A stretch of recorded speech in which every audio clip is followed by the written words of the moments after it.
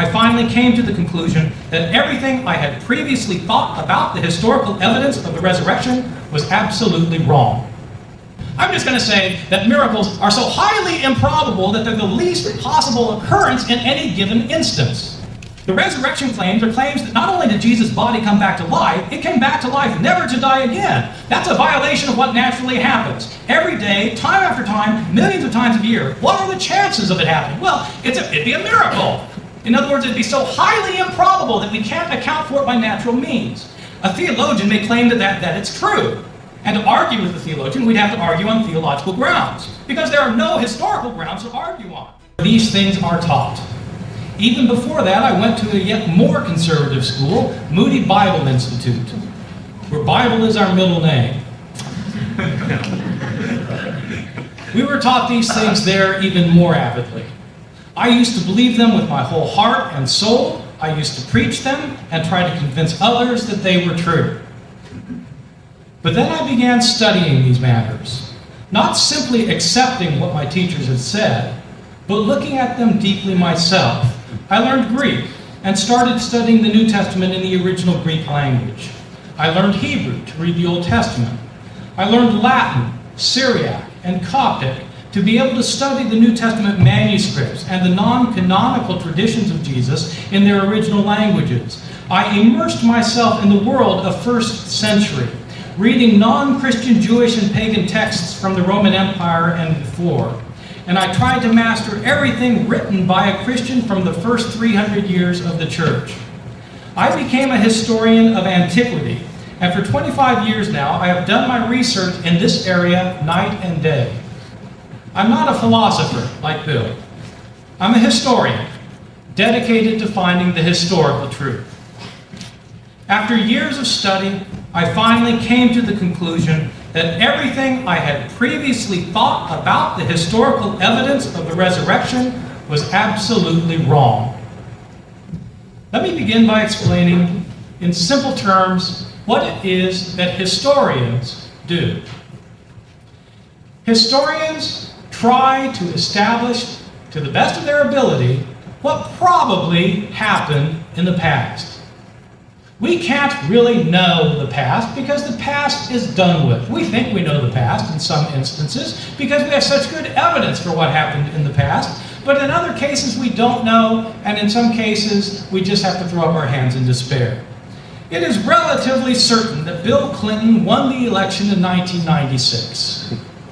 It may be somewhat less clear who won the election next time.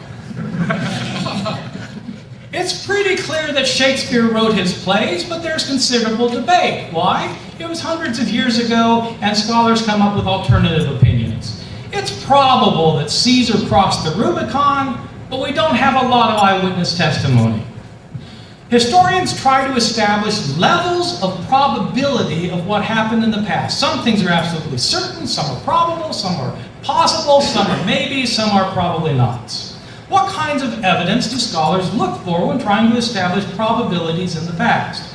Well, the best kind of evidence, of course, consists of contemporary accounts, people who were close to the time of the events themselves. Ultimately, if you don't have a source that goes back to the time period itself, then you don't have a reliable source. There's only two sources of information for past events. Either stories that actually happened, based on ultimately eyewitness accounts, or stories that have been made up. Those are the only two kinds of stories you have from the past, either things that happened or things that were made up. To determine which things are the things that happened, you want contemporary accounts, things that are close to the time of the events themselves, and it helps if you have a lot of these accounts. The more the merrier. You want lots of contemporary accounts, and you want these accounts to be independent of one another. You don't want different accounts to have collaborated with one another. You want accounts that are independently attesting the results. Moreover, even though you want accounts that are independent of one another, that have not collaborated, you want accounts that corroborate one another. Accounts that are consistent in what they have to say about the subject. Moreover, finally, you want sources that are not biased toward the subject matter. You want accounts that are disinterested. You want lots of them. You want them independent of one another, yet you want them to be consistent with one another. What do we have with the Gospels of the New Testament? Well, unfortunately, we're not as well off as we would like to be. We'd like to be extremely well off because the Gospels tell us about Jesus and they are our best sources for Jesus. But how good are they as historical sources? I'm not questioning whether they're valuable as theological sources or sources for religious information, but how good are they as historical sources? Unfortunately, they're not as good as we would like. The Gospels were written 35 to 65 years after Jesus' death. 35 or 65 years after his death, not by people who were eyewitnesses, but by people living later. The Gospels are written by highly literate, trained, Greek-speaking Christians of the second and third generation. They're not written by Jesus' Aramaic-speaking followers. They're written by people living 30, 40, 50, 60 years later. Where did these people get their information from? I should point out, in our Gospels, the Gospels say they're written by Matthew, Mark, Luke, and John, but that's just in your English Bible. That's the title of these Gospels. But whoever wrote the Gospel of Matthew didn't call it the Gospel of Matthew. Whoever wrote the Gospel of Matthew simply wrote his Gospel, and somebody later said it's the Gospel according to Matthew. Somebody later is telling you who wrote it. The titles are later additions. These are not eyewitness accounts, so where did they get their stories from? After the days of Jesus, people started telling stories about him in order to convert others to the faith. They were trying to convert both Jews and Gentiles. How do you convert somebody to stop worshiping their gods to start worshiping Jesus? You have to tell stories about Jesus. So you convert somebody on the basis of the stories you tell. That person converts somebody who converts somebody who converts somebody, and all along the line, people are telling stories. The way it works is this. I'm a businessman in Ephesus, and somebody comes to town and tells me stories about Jesus, and on the basis of these stories I hear, I convert. I tell my wife these stories. She converts. She tells the next door neighbor the stories. She converts. She tells her husband the stories. He converts. He goes on a business trip to Rome, and he tells people there the stories. They convert. Those people who've heard the stories in Rome, where did they hear them from? They heard them from the guy who lived next door to me. Well, was he there to see these things happen? No. Where did he hear them from? He heard them from his wife. Where did his wife hear them from? Was she there? No. She heard them from my wife. Where did my wife hear them from? She heard them from me. Well, where did I hear them from? I wasn't there either. Stories are in circulation year after year after year, and as a result of that, the stories get changed. How do we know that the stories got changed in the process of transmission? We know the stories got changed because there are numerous differences in our accounts that cannot be reconciled with one another. You don't need to take my word for this, simply look yourself. I tell my students that the reason we don't notice there's so many differences in the Gospels is because we read the Gospels horizontally. We read them vertically, from top to bottom. You start at the top of Mark, you read through to the bottom. You start at the top of Matthew, read it to the bottom, sounds a lot like Mark. Then you read Luke, top to bottom, sounds a lot like Matthew and Mark. Read John, a little bit different, sounds about the same. The reason is because we're reading them vertically. The way to see differences in the Gospels is to read them horizontally. Read one story in Matthew, then the same story in Mark, and compare your two stories and see what you come up with. You come up with major differences. Just take the death of Jesus. What day did Jesus die on? And what time of day? Did he die on the day before the Passover meal was eaten, as John explicitly says? Or did he die after it was eaten, as Mark explicitly says? The resurrection claim fails the basic history test. The Gospels were written decades after Jesus died, in Greek, by later Christian writers, not direct eyewitnesses taking notes at the tomb. Stories passed through believers who wanted to convert people, and that matters because bias changes how stories are told. Even the Bible creates problems for itself. Mark places the Passover meal before Jesus dies, while John places Jesus' death before the Passover meal. If the timeline cannot stay straight, the miracle claim gets weaker fast. Did he die at noon, as in John, or at 9 a.m., as in Mark? Did Jesus carry his cross the entire way himself, or did Simon of Cyrene carry his cross? It depends which gospel you read. Did both robbers mock Jesus on the cross, or did only one of them mock him and the other come to his defense? It depends which gospel you read. Did the curtain in the temple rip in half before Jesus died or after he died? It depends which gospel you read. Or take the accounts of the resurrection. Who went to the tomb on the third day? Was it Mary alone, or was it Mary with other women? If it was Mary with other women, how many other women were there? Which ones were they, and what were their names? Was the stone rolled away before they got there, or not? What did they see in the tomb? Did they see a man? Did they see two men? Or did they see an angel? It depends which account you read. What were they told to tell the disciples? Were the disciples supposed to go to Jerusalem and see Jesus there? Were they supposed to stay in Jerusalem and see Jesus there? Or were they to go to Galilee and see Jesus there? Did the women tell anyone or not? It depends which gospel you read. Did the disciples never leave Jerusalem? Or did they immediately leave Jerusalem and go to Galilee? All of these depend on which account you read. You have the same problems for all of the sources in all of our Gospels. These are not historically reliable accounts.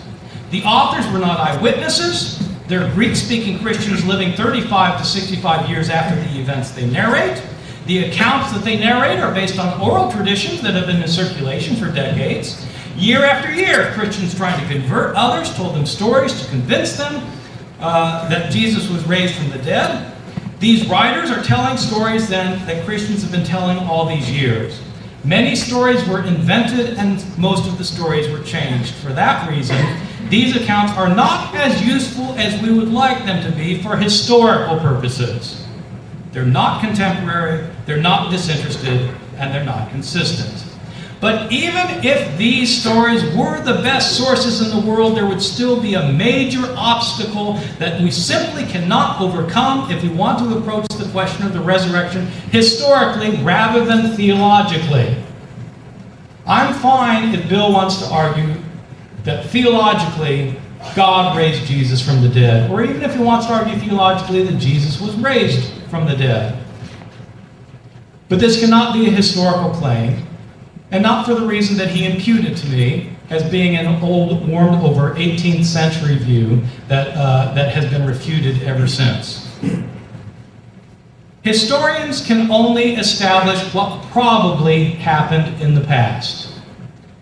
The problem with historians is they can't repeat the experiment.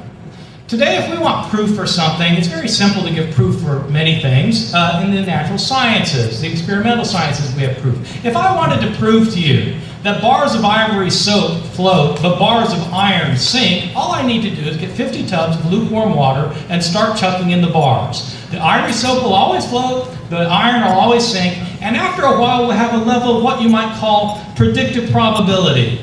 That if I do it again, the iron's going to sink again and the soap's going to float again. We can repeat the experiments doing experimental science, but we can't repeat the experiments doing history because once history happens, it's over. What are miracles? Miracles are not impossible. I won't say they're impossible. You might think they are impossible. If you do think so, then you're going to agree with my argument even more than I'm going to agree with my argument. I'm just going to say that miracles are so highly improbable that they're the least possible occurrence in any given instance. They violate the way nature naturally works. They are so highly improbable, their probability is infinitesimally remote, that we call them miracles. No one on the face of this earth can walk on lukewarm water. What are the chances that one of us can do it? Well, none of us can. So let's say the chances are 1 in 10 billion. Well, suppose somebody can. Well, then it's a chance in 1 in 10 billion. But in fact, none of us can. What about the resurrection of Jesus? I'm not saying it didn't happen, but if it did happen, it would be a miracle. The resurrection claims are claims that not only did Jesus' body come back to life, it came back to life never to die again. That's a violation of what naturally happens. Every day, time after time, millions of times a year. What are the chances of it happening? Well, it'd be a miracle. In other words, it'd be so highly improbable that we can't account for it by natural means. A theologian may claim that it's true. And to argue with the theologian, we'd have to argue on theological grounds, because there are no historical grounds to argue on. Historians can only establish what probably happened in the past, and by definition, the miracle is the least probable occurrence. And so, by the very nature of the canons of historical research, we can't claim historically that a miracle probably happened. By definition, it probably didn't. And history can only establish what probably did. I wish we could establish miracles, but we can't. It's no one's fault. It's simply that the canons of historical research do not allow for the possibility of establishing the as probable, the least probable of all occurrences. For that reason, Bill's 4 pieces of evidence are completely irrelevant. There cannot be historical probability for an event that defies probability, even if the event did happen. The resurrection has to be taken on faith, not on the basis of proof. Let me illustrate by giving you an alternative scenario of what happened to explain the empty tomb. I don't believe this. I don't think it happened this way. But it's more probable than a miracle happened, because a miracle, by definition, is the least probable occurrence. So let me give you a theory, just one I dreamt up. I could dream up 20 of these that are implausible, but are still more plausible than a resurrection. Jesus gets buried by Joseph of Arimathea. 2 of Jesus' family members are upset that an unknown Jewish leader has buried the body. In the dead of night, these 2 family members raid the tomb, taking the body off to bury it for themselves. But Roman soldiers on the lookout see them carrying the shrouded corpse through the streets. They confront them and they kill them on the spot.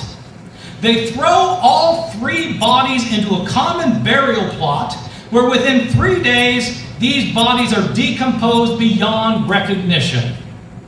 The tomb then is empty. People go to the tomb, they find it empty. They come to think that Jesus was raised from the dead. And they start thinking they've seen him, because they know he's been raised because his tomb is empty. The resurrection story breaks under its own details. The tomb accounts do not line up. Mark has 1 young man in the tomb, Luke has 2 men, and Matthew has an angel at the stone. Mark says the women ran away and told no one, while Matthew says they ran to tell the disciples. Matthew sends the disciples to Galilee, while Luke keeps them in Jerusalem. These are core details. If Christianity cannot keep its biggest miracle straight, calling it history is wishful thinking. This is a highly unlikely scenario. But you can't object that it's impossible to have happened, because it's not. People did raid tombs. Soldiers did kill civilians on the least pretext. People were buried in common graves left to rot. It's not likely, but it's more likely than a miracle, which is so unlikely that you have to appeal to supernatural intervention to make it work. This alternative explanation I've given you, which again is not one that I believe, is at least plausible. And it's historical, as opposed to Bill's explanation, which is not a historical explanation. Bill's explanation is a theological explanation. The evidence that Bill himself doesn't see his explanation as historical is that he claims that his conclusion is that Jesus was raised from the dead. Well, that's a passive, was raised. Who raised him? Well, presumably God. This is a theological claim about something that happened to Jesus. It's about something that God did to Jesus. But historians cannot presuppose belief or disbelief in God when making their conclusions. Discussions about what God has done are theological in nature. They're not historical. Historians, I'm sorry to say, have no access to God. The canons of historical research are by their very nature restricted to what happens here on this earthly plane. They do not and cannot presuppose any set beliefs about the natural realm. I'm not saying this is good or bad. It's simply the way historical research works. Let me give you an analogy. It's not bad that there can be no mathematical proof for the existence of an anti-Semitic polemic in The Merchant of Venice. Mathematics is simply irrelevant to purely literary questions. So too, historical research cannot lead to theological claims about what God has done. To sum up, the sources we have are not as good as we would like. They're written many decades after the fact by people who were not there to see these things happen, who have inherited stories that have been changed in the process of transmission. These accounts that we have of Jesus' resurrection are not internally consistent. They're full of discrepancies, including the accounts of his death and his resurrection. But there's a problem of miracle. It's not the philosophical problem of miracle discussed in the 17th and 18th centuries. It's a historian's problem of miracle. Historians cannot establish miracle as the most probable occurrence because miracles, by their very nature, are the least probable occurrence. Thank you.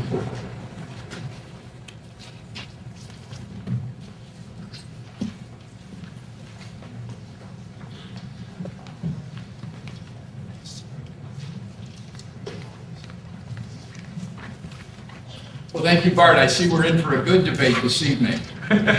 Now, you'll recall that I laid out two basic contentions that I would defend tonight. First, there are 4 facts which any adequate historical hypothesis must account for. And second, that the resurrection of Jesus is the best explanation of those facts. Now, I want to skip over that first contention for the time being and go straight to the second, because this is the key issue dividing Dr. Ehrman and myself. Dr. Ehrman maintains that we can never say that a miracle like the resurrection probably occurred because miracles by their very nature are inherently improbable. Now, despite what he says, this argument is nothing new. It was already propounded in the 18th century by David Hume in his essay of Miracles. Dr. Ehrman's argument is just a warmed-over version of Hume's reasoning. Now, what do contemporary philosophers think of Hume's argument against the identification of miracles? Well, let me introduce you to another Ehrman, John Ehrman, professor of philosophy of science at University of Pittsburgh. This Professor Ehrman is not a Christian. In fact, he's an agnostic. He doesn't even believe God exists. Nevertheless, you see what he thinks of Hume's argument. It's not merely a failure, it is an abject failure. That is to say, it is demonstrably, irremediably, hopelessly fallacious. Let me explain why. When we talk about the probability of some event or hypothesis A, that probability is always relative to a body of background information, B. So we speak of the probability of A on B, or of A with respect to B. So, in order to figure out the probability of the resurrection, let B stand for our background knowledge of the world apart from any evidence for the resurrection. Let E stand for the specific evidence for Jesus' resurrection, the empty tomb, post-mortem appearances, and so on. Finally, let R stand for Jesus' resurrection.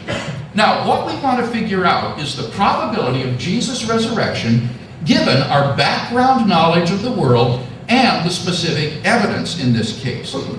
Now, probability theorists have developed a very complicated formula for calculating probabilities like this, and I'm going to walk you through it one step at a time so that you'll be able to get it.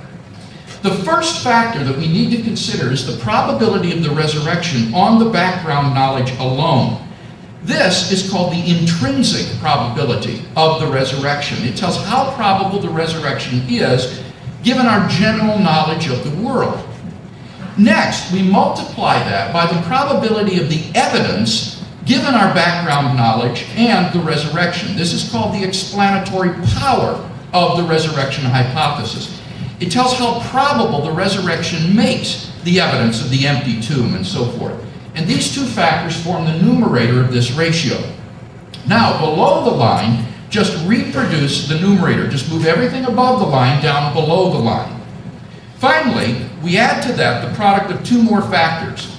The intrinsic probability that Jesus did not rise from the dead, plus, or rather times, the explanatory power of the hypothesis of no resurrection.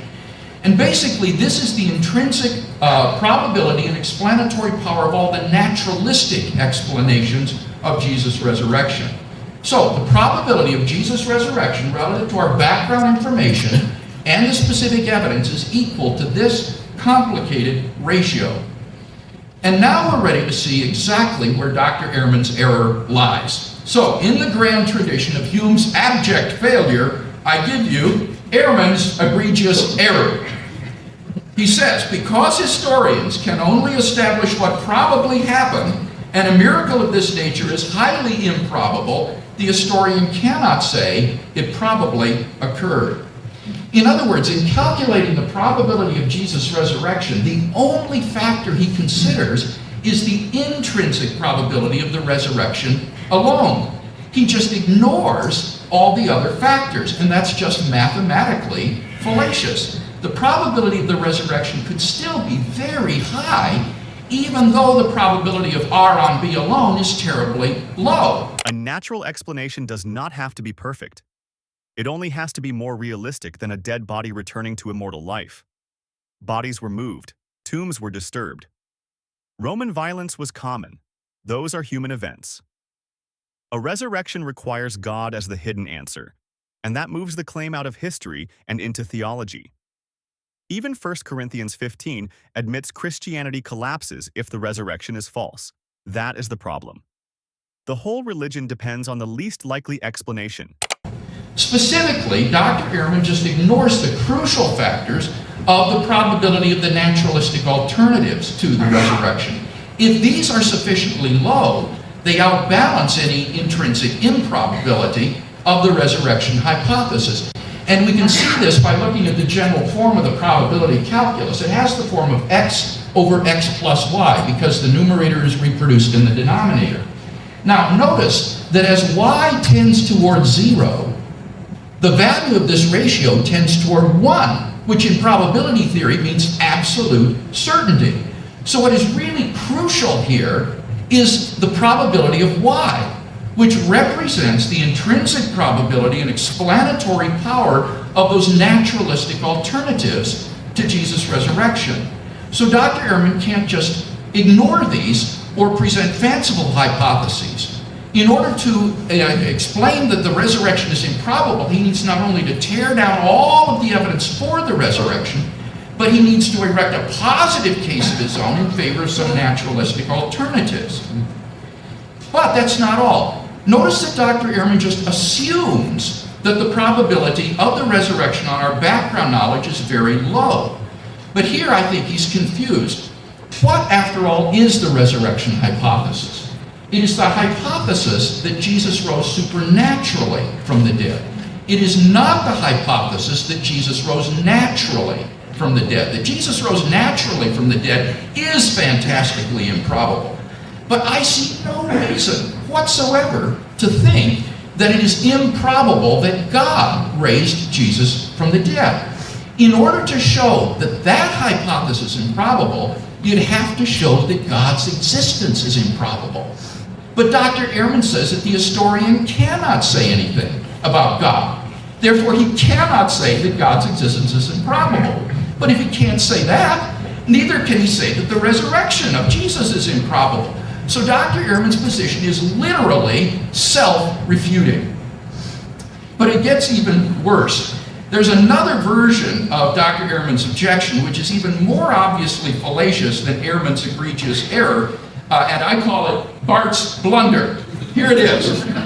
Since historians can establish only what probably happened in the past, they cannot show that miracles happen, since this would involve a contradiction, that the most improbable event is the most probable. In truth, there's no contradiction here at all, because we're talking about two different probabilities. The probability of the resurrection on the background knowledge and the evidence versus the probability of the resurrection on the background knowledge alone. And it's not at all surprising that the first may be very high, while the second might be very low. There's no contradiction at all. So in sum, Dr. Ehrman's fundamental objection against the resurrection hypothesis is demonstrably fallacious. Now, Hume had an excuse for his abject failure. The probability calculus hadn't yet been developed in his day. But today, New Testament theologians no longer have any excuse for using such demonstrably fallacious reasoning. Now, Dr. Ehrman has already shown himself to have the scholarly objectivity to reverse himself on the power of the empirical evidence. But in this case, a reversal of his position is mathematically obligatory. And I hope that the same scholarly objectivity that led him to reverse himself with respect to those 4 facts will now also lead him to rethink his opposition to the resurrection hypothesis. Now, in my few remaining minutes, let me return to that first contention and deal with Dr. Ehrman's responses there. He said that there are a sort of wish list that he would offer for historical sources and that the Gospels are not as good as we would want. Well, let me simply say that this wish list is so idealistic as to be practically irrelevant to the work of the practicing historian. The only purpose that it serves is to set a psychological purpose of setting the bar so unrealistically high that the Gospels appear to fall short by comparison. In fact, however, no sources for ancient history measure up to this wish list. And the New Testament documents, I think, do fulfill 4 out of the 6 in his list unproblematically, and the other 2 partially. So the real question is, not are they as good as we would like, but are they good enough to establish those 4 facts? And they certainly are. What about all the inconsistencies? Well, remember I said you'd have to show 3 things to put this argument through. First, that they're irresolvable. Second, that they lie at the heart of the narrative rather than in the details, which in fact they do. And thirdly, you'd have to show that all of the documents are on equal claimed historical credibility, since inconsistencies in a later, less reliable source doesn't undermine an earlier, more credible source. So I don't think that really he's shown that these things, these inconsistencies, invalidate the narratives. In fact, when you look at them, the Gospels all agree that Jesus of Nazareth was crucified in Jerusalem by Roman authority during the Passover feast, having been arrested and convicted on charges of blasphemy by the Jewish Sanhedrin, and then slandered before the Roman governor Pilate on charges of treason. He died within several hours and was buried Friday afternoon by Joseph of Arimathea in a tomb, which was sealed with a stone. Certain women followers of Jesus, including Mary Magdalene, who is always named, having observed his interment, visited his tomb early on Sunday morning, only to find it empty. Thereafter, Jesus appeared alive from the dead to his disciples, including Peter, who then became proclaimers of the message of his resurrection. All 4 Gospels attest to all of those facts. More details could be added simply by including facts mentioned in 3 of the Gospels, 3 out of the 4. And as I say, the bottom line is that Dr. Ehrman himself admits now, since 2003, that despite the inconsistencies, these 4 facts are historical. In fact, N.T. Wright, at the end of his massive study of the resurrection narratives, states that the empty tomb and appearances have a historical probability which is so high as to be virtually certain, like the death of Augustus in AD 14 or the fall of Jerusalem in AD 70. That is incredible. So I think that the debate really isn't over these facts. The question is the best explanation of the facts.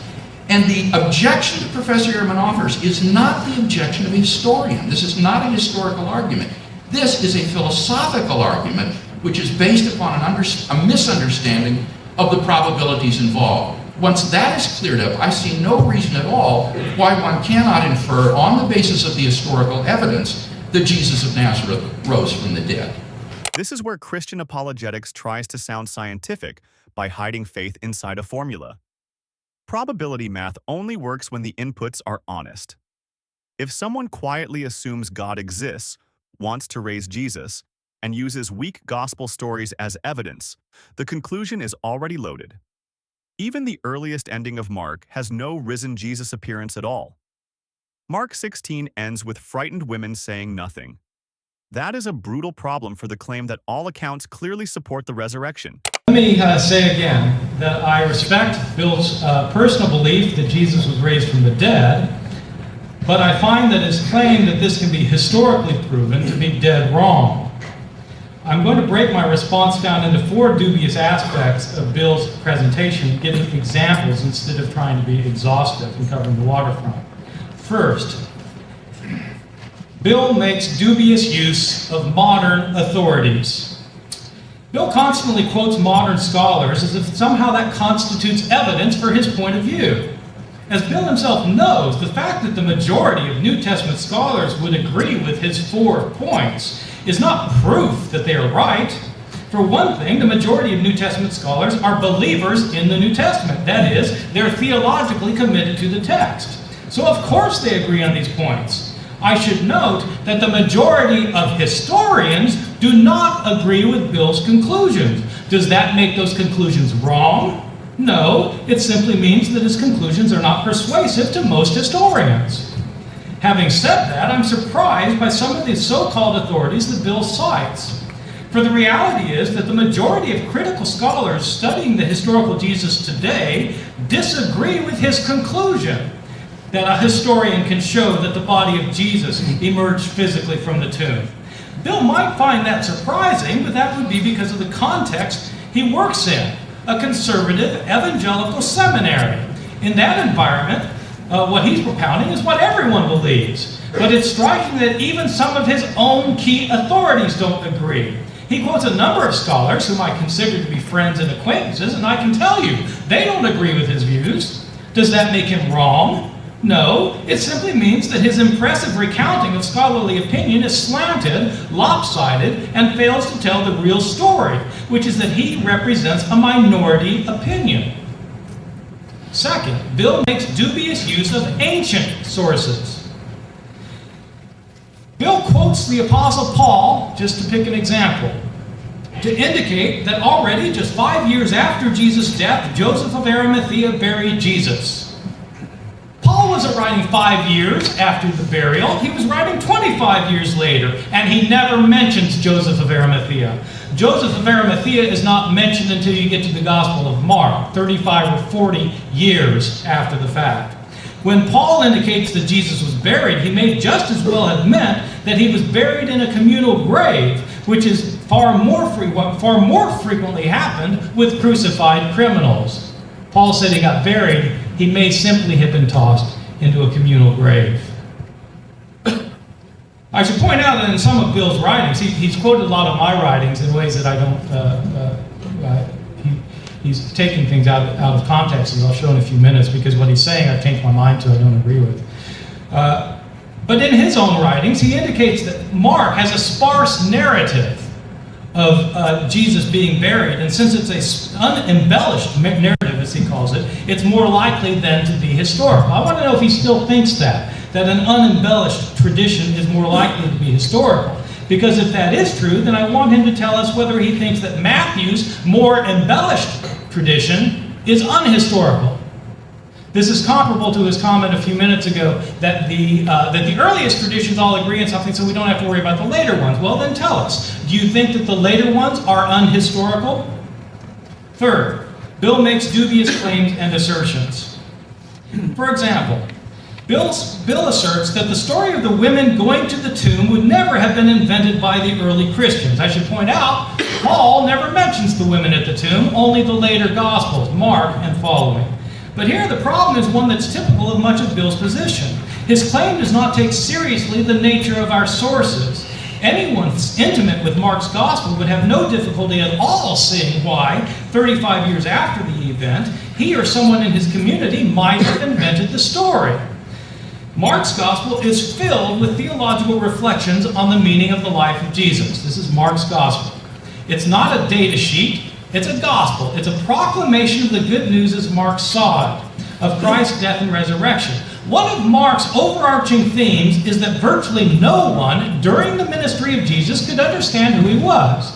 His family didn't understand. His townspeople didn't understand. The leaders of his own people didn't understand. Not even the disciples understood in Mark. Especially not the disciples. For Mark, only outsiders have an inkling of who Jesus was. The unnamed woman who anointed him. The centurion at the cross. Who understands at the end? Not the family of Jesus, not the disciples. It's a group of previously unknown women.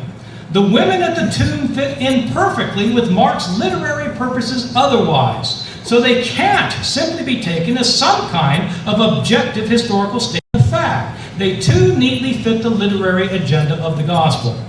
The same can be said of Joseph of Arimathea.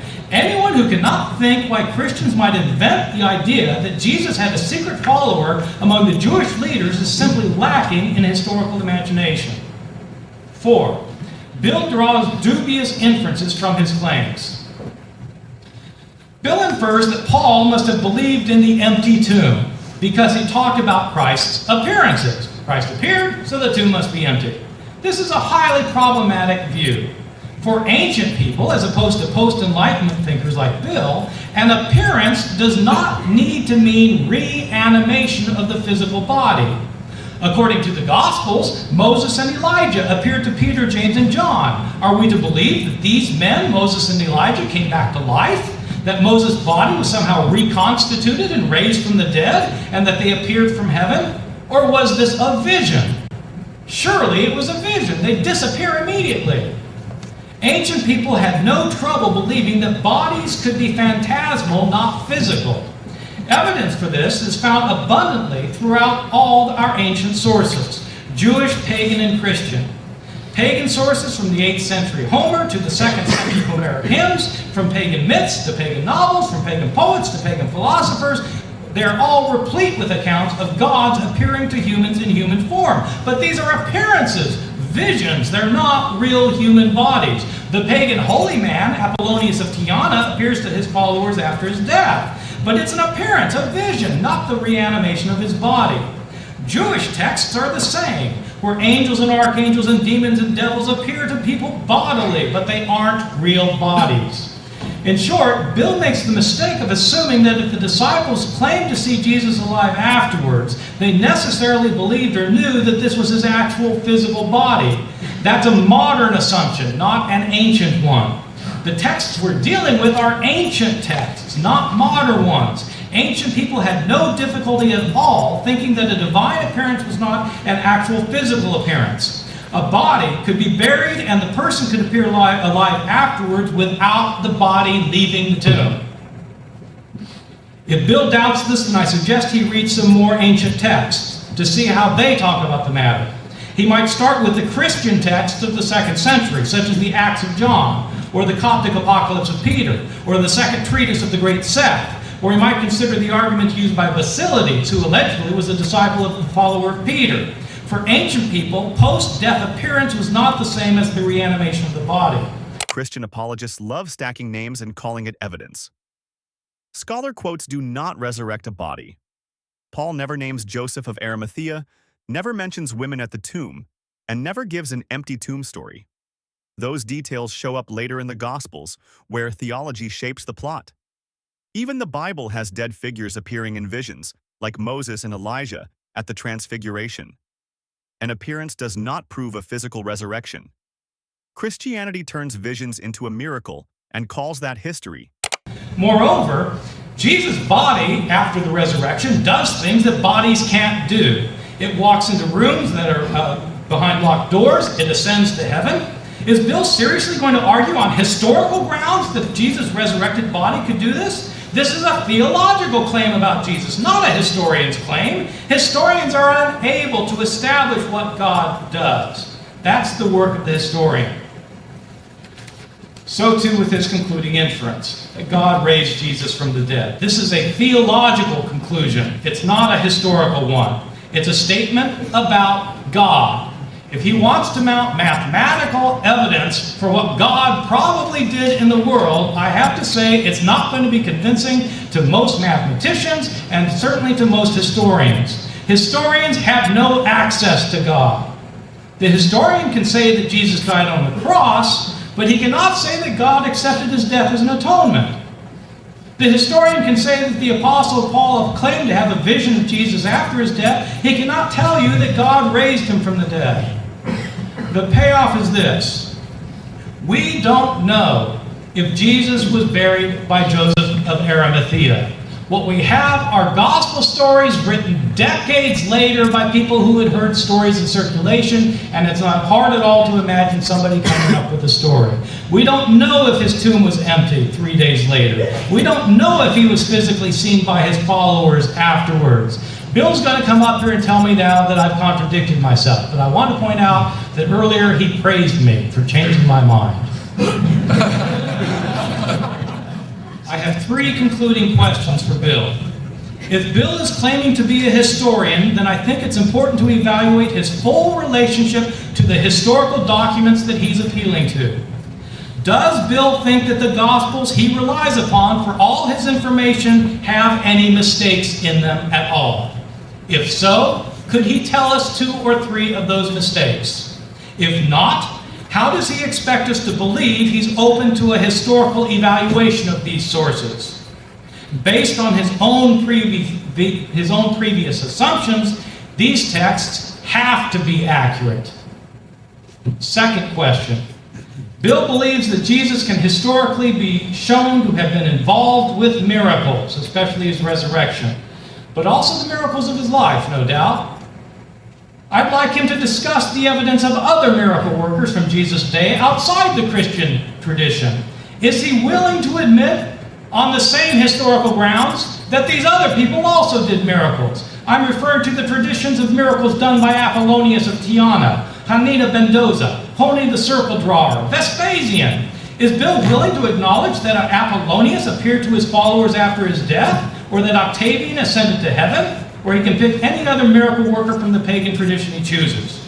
Third and finally, if the only miracles that Bill allows as having happened all belong to the Judeo-Christian tradition that he himself personally affirms, I'd like him to address the question of how that can be historically. How is it that the faith that he adopted as a teenager happens to be the only one that is historically credible? Is it just circumstance that he was born into a religious family or a religious culture that can historically be shown to be the only true religion?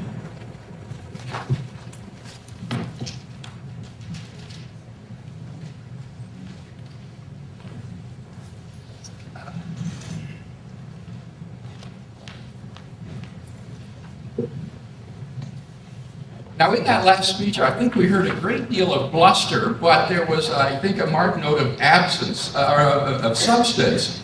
Let me turn first to that first contention about the 4 facts: the burial, the empty tomb, the appearances, and the origin of the Christian faith. Now here, Dr. Ehrman says, I have dubious use of modern authorities. I agree that the citation of modern authorities doesn't prove anything in and of itself. That's why I gave the arguments under each of the 2 points. He has to deal with the arguments. He says that I represent a minority opinion, not about those 4 facts. I said that it is controversial whether the resurrection of Jesus is the best explanation of those facts. But I can give him the names, the evidence for people who hold to those 4 facts. That does represent the broad mainstream of New Testament scholarship. Insofar as Dr. Ehrman now chooses to deny the honorable burial, the empty tomb, the appearances, he is in the decided minority of New Testament scholarship with regard to those facts. Secondly, he says, I have dubious use of ancient sources. For example, he says Paul was 25 years later, not as early as I had claimed. But surely Dr. Ehrman knows that Paul, in 1 Corinthians 15, 3-5, is quoting an ancient Christian tradition which he himself received, and that goes back to within 5 years after the crucifixion. In fact, James D.G. Dunn dates it back to within 18 months of Jesus' death. So we're relying on these pre-Pauline traditions here, not the date of Paul's actual letter. He also says perhaps Paul was talking about a communal burial. Not when you look at that 4-line formula in 1 Corinthians 15. It is like an outline of the events of the death of Jesus, the burial by Joseph of Arimathea, the empty tomb, and then the appearance narratives. Compared to the Acts on the one hand, the apostles, and the Gospels on the other hand, this summary in 1 Corinthians 15 is like an outline of that, which includes as the second line, Joseph's burial of Jesus in the tomb. Dr. Ehrman also says that is it true that unembellished narratives are more likely to be historical? I would say yes, that this is what his own wish list included, that the earlier the narrative, the better. Similarly, less embellished has a better claim to historical credibility.